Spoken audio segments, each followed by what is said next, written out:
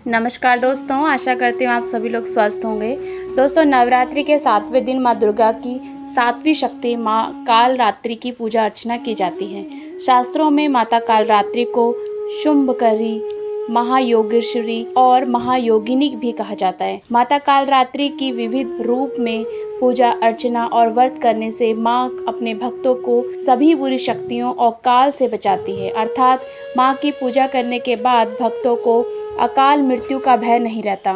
माँ कालरात्रि का रूप बहुत ही भयंकर है, लेकिन भक्तों के लिए बहुत ही फलदायी होता है। माता के इसी स्वरूप में सभी सिद्धियां प्राप्त हुई, इसीलिए तंत्र मंत्र करने वाले लोग माता कालरात्रि की विशेष रूप से पूजा अर्चना करते हैं। ज्योतिषीय मान्यताओं के अनुसार माँ कालरात्रि शनि ग्रह को नियंत्रित करती है, अर्थात इनकी पूजा करने से शनि के दुष्प्रभाव को दूर किया जा सकता है। माता कालरात्रि के नाम के उच्चारण मात्र से ही भूत, प्रेत, राक्षस और सभी नकारात्मक शक्तियां दूर भागती हैं। माँ कालरात्रि दुष्टों का विनाश करने वाली है और ये ग्रह बांधों को भी दूर करती है। इनके उपासना को अग्नि भय, जल भय, तंत्र भय, जंतु भय, शत्रु भय, रात्रि भय आदि कभी भी नहीं होते और नित्य निरंतर इनका स्मरण, ध्यान और पूजन करना चाहिए। पुराणों में बताया जाता है कि माँ कालरात्रि की पूजा व उपासना करने से सभी नकारात्मक शक्तियों का नाश होता है और आरोग्य की प्राप्ति होती है। माँ को पूजा में गुड़हल और गुलाब के पुष्प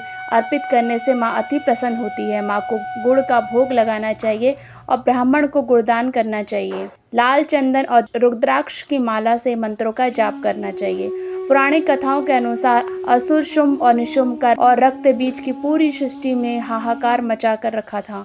इनसे दुखी होकर सभी देवताएं भोलेनाथ के पास पहुँचे और उनसे रक्षा की प्रार्थना करी। तब भोलेनाथ ने माता पार्वती को अपने भक्तों की रक्षा करने को कहा। भोलेनाथ की बात मानकर माता पार्वती ने माँ दुर्गा का स्वरूप धारण कर शुंभ और निशुंभ दैत्यों का वध किया। जब माँ दुर्गा ने रक्त बीज का भी अंत कर दिया तो उनके रक्त से लाखों रक्त बीज उत्पन्न हो गए। यह देखकर माँ दुर्गा का अत्यंत क्रोध और बढ़ गया।